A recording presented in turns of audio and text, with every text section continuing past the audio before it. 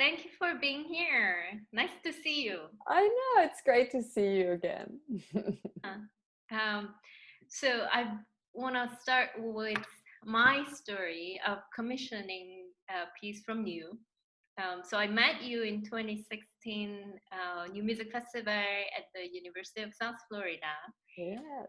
and your presentation was about this another tribute piece in the midst.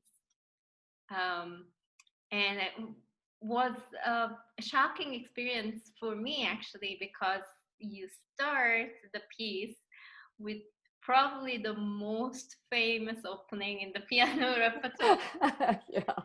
and I thought, wow, this composer must be very confident and have very strong language to start piece with um, such a chord that everybody knows, and it um, leads to something totally different. So when I started this, conceived this project, I thought, oh, I have to work with her. I have to ask her to write a piece for me. So yeah, I would like to know your take on the project.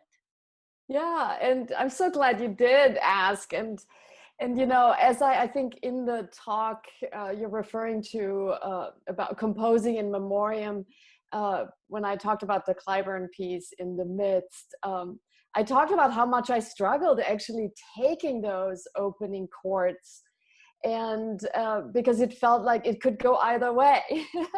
People want to hear Tchaikovsky and not me, but there is something about quoting, and that helps, I think, draw an audience into a piece of music immediately. Of course, I had to find the right time to then really make it my own, but there's something wonderful about quotation. And in the piece I wrote for you, Unus Mundus, it's not so much that I'm quoting directly, but I'm certainly taking a moment in Isang Yun's interludium in A uh, that becomes my sound world. And for me, when I'm asked to write in memory of another person, be it a composer or a performer, or just, in memory in general, it's a big responsibility because something is attached. You're writing in memory of something. So for me, it takes a long time to sort of find exactly how I'm going to express that. And I take it very seriously. And Isang Yun, is a composer I uh, was very aware of in Germany, probably more so than here in the United States. And so when you first asked me, I was like, yes, he was a huge name in contemporary music in Germany. Mhm. Yeah. So. Yeah, I'm sure there was this, well, you talked about it briefly, but there was this pressure that you are talking about someone in the past, but at the same time, you have to bring your own voice. Yeah, and as you know, because you've played Isang Yun and you've played my piece, I have a very different language. And I admire his music, but I don't sound anything like him. And so I had to find my own way, and it was through, really, I feel like, his writing and his very outspoken sort of spirituality, the way he thought about music. He really believed in notes having a kind of a universe within them. And I was really drawn to that, I think, through my own meditative practice, but also this idea that music, that notes and have just a power to change the world. I mean, he believed strongly in that, and his concept of this kind of anchoring note, the Hauptton, really resonated with me. So I thought I could, honor the essence of how he thought about music and how he thought music could impact, and still write my own music, which is much more tonal, melodic. Um, yeah, and so I have the opening of the piece behind me because again, I struggled with it, just like in the midst doing the opening with these big Tchaikovsky chords, I really struggled introducing the voice. And I remember actually sending you a note, an email going, can you sing F sharp 3? Because it's kind of low for women. Right. You know, but when I sing, I generally am pretty low, and that's where I feel the most resonance in my body. And so when I do an Om, which of course is the sort of universal, it's the sound of the universe in sort of this, in the yoga tradition. But I asked you, and we went back and forth. Should I leave it in? Do you feel it's cheesy? You know, that kind of thing. Do you want to respond to how you first felt about my opening of my piece with the singing? Well, usually it's a bit frightening. I don't know how other pianists would feel, but I'm so used to just playing, um, playing the instrument, whether it's inside or outside. Um, uh, so when somebody asks me to do something, especially using voice, um, it feels, I have to say, it felt in the beginning a little bit vulnerable, because that you're unlike singer, that you have to use your own body very direct way, because, well, playing piano also using body too, but it's more indirect way, in a way. That's how I feel. So it was a little bit scary, I have to say, in the beginning. Yeah. But I enjoyed, and I thought it makes sense. You explained a little bit about how Isang Yun really believed in the spirituality of the music and of the sound, um, and making sound, and you feel with your own body when you sing it, that you feel the resonating sound inside of your body. And also, um, it's a different kind of it's a different phenomenon than just playing. Yeah. um, so eventually I enjoyed. I even asked my singer friends that, is there a better way to make better the this the singing? So I liked it, and I also thought it's such an intriguing opening for a concert. So it was very effective to open the entire program. I always felt that way, and love to always open with this piece.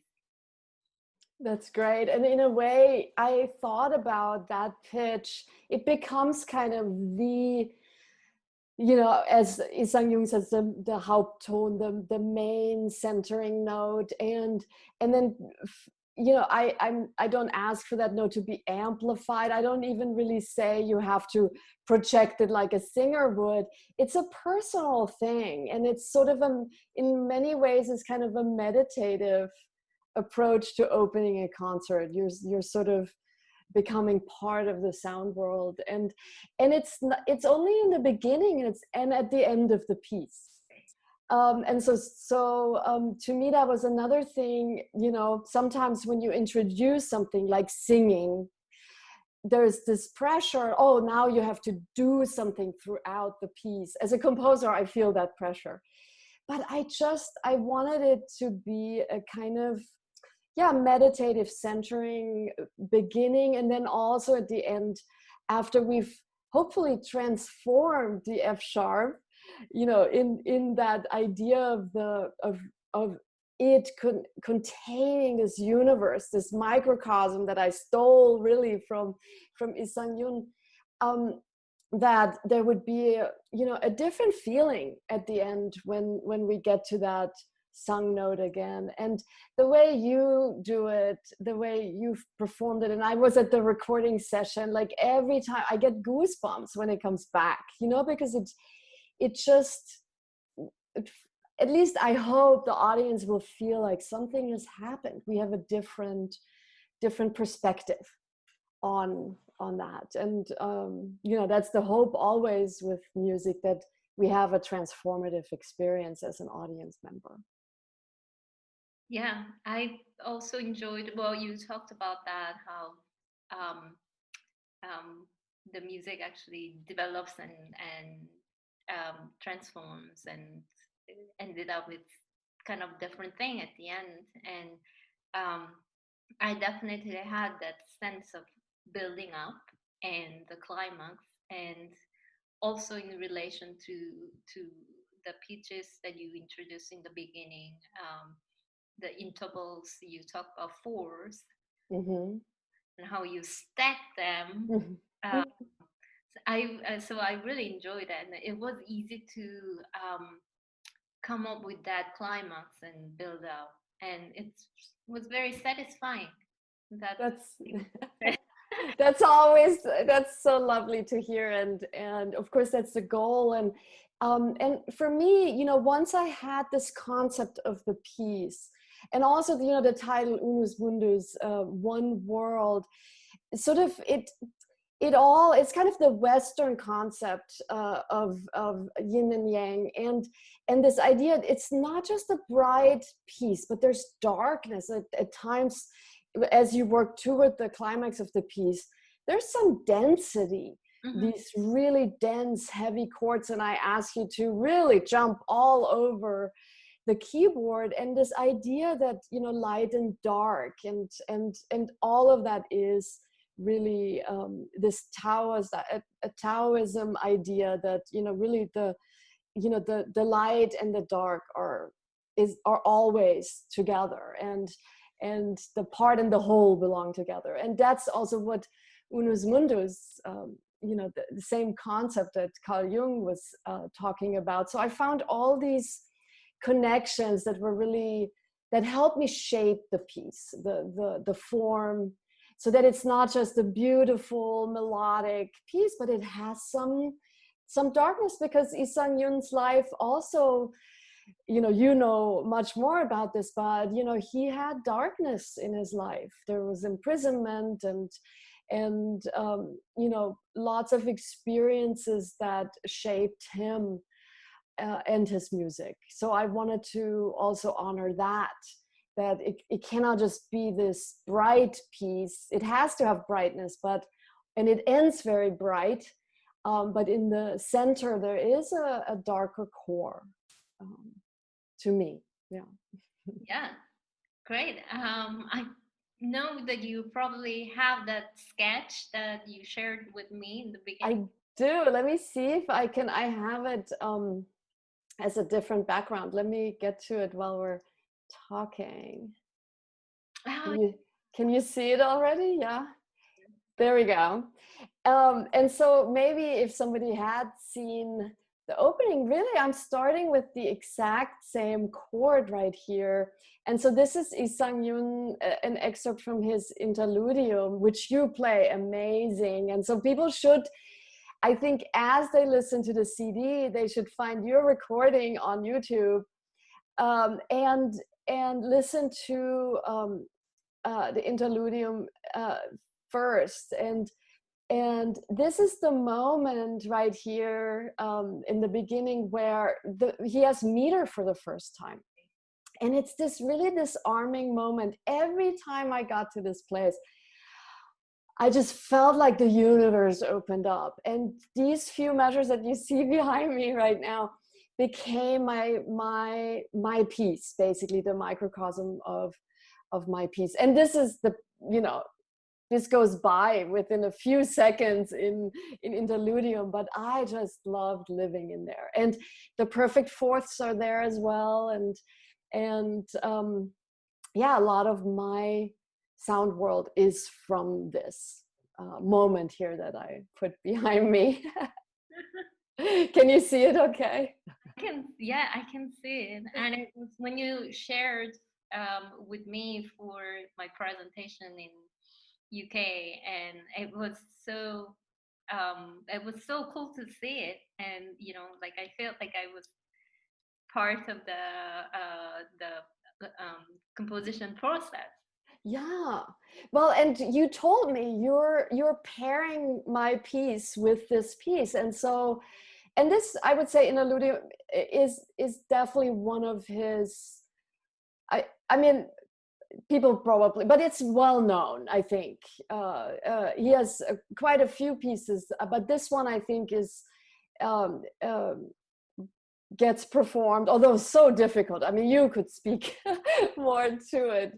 He asks a lot of the pianists in this piece, but so I spent time with the score, and I spent time with recordings, and as I mentioned, I write very different music, but this piece is absolutely amazing, and the way the A is approached, the ornamentation, and I do a lot of ornamentation in my music. Every note gets a little something, so it was really neat knowing that you're gonna play this piece on your concert tour, and then I could allude to it, and maybe some people would make connections in the audience. But I think it works as a standalone as well. Even if people don't know this piece, I wanted it to work just as a piece of music.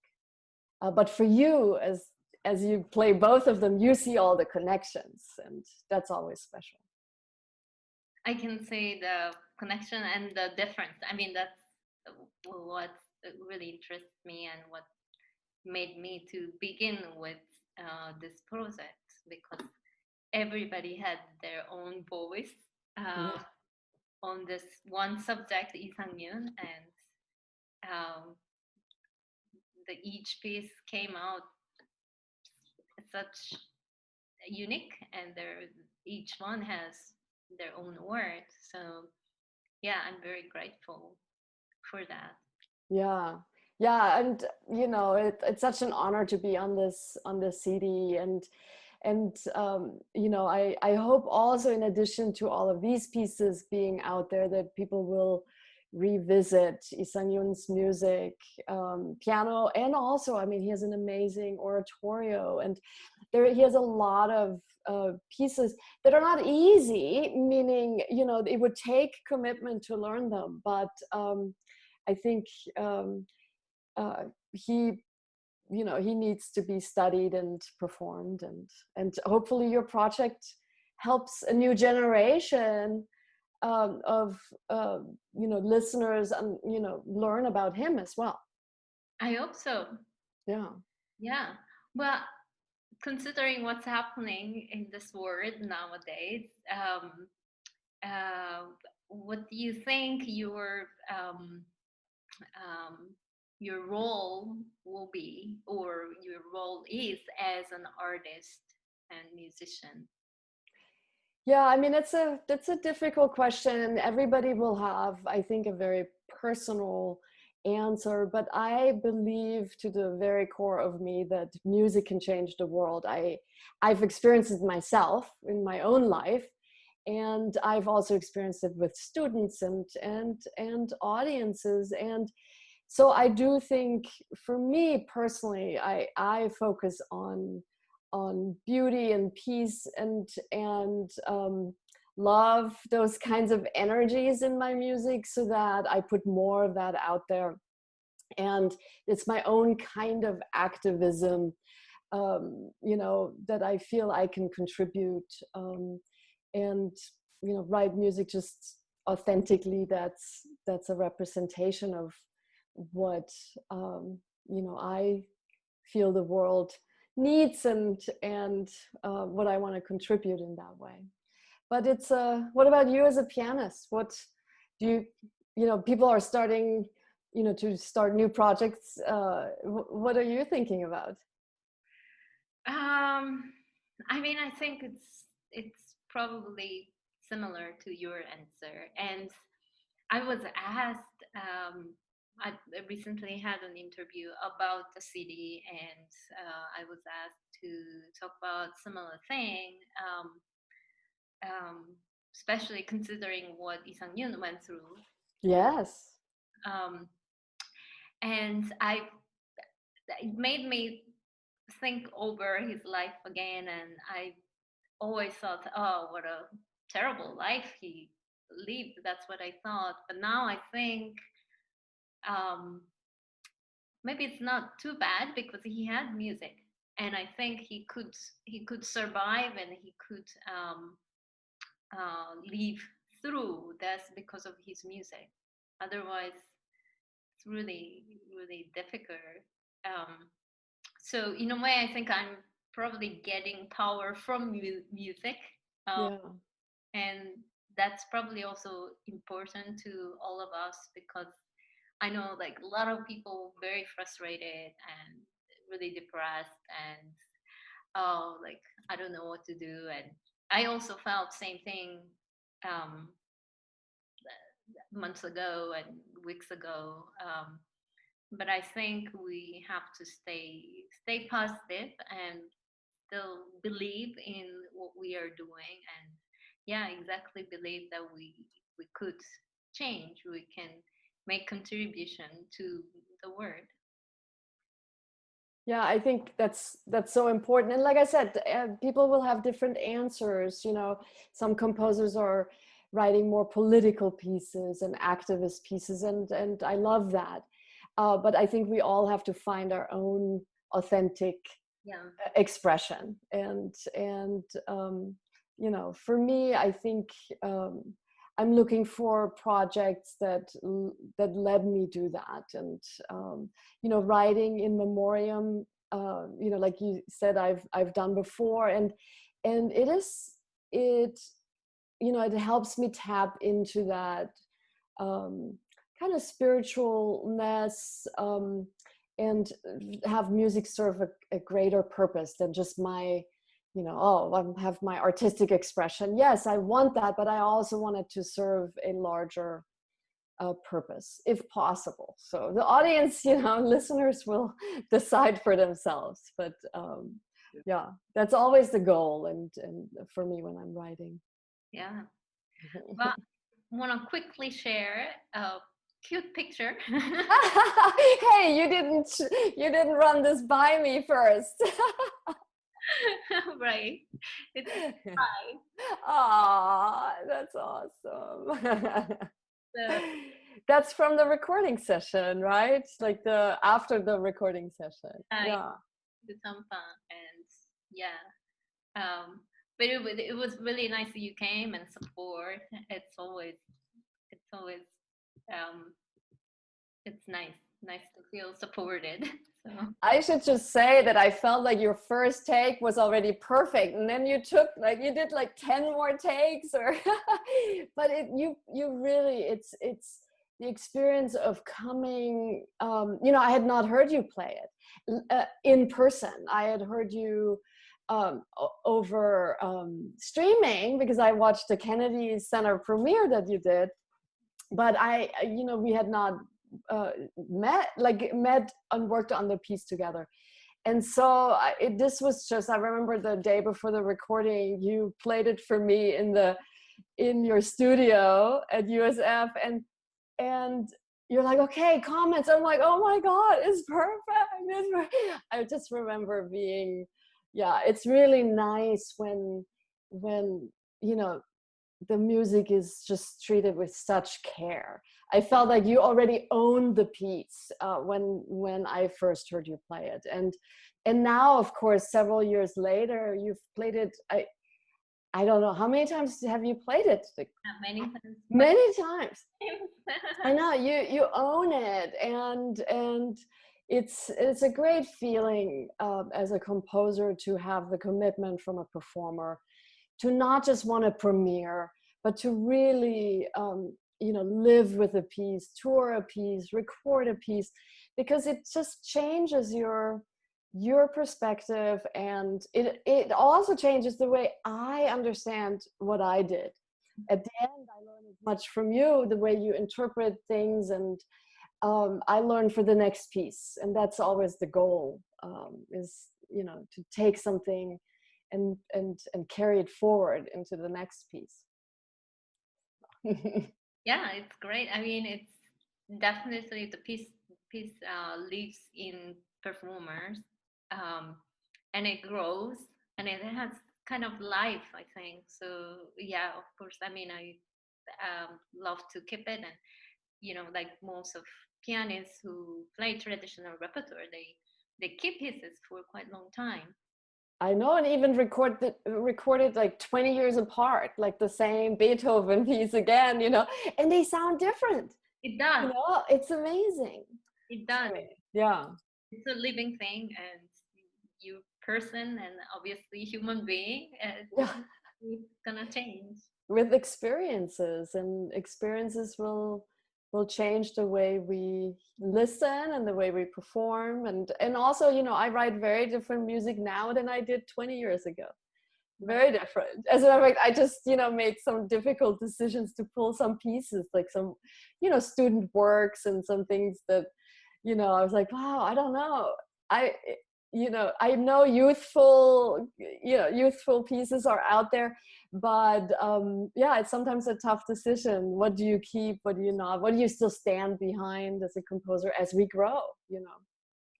So. Well, great. Do you have anything else that you want to add or talk about? I think we pretty much covered it.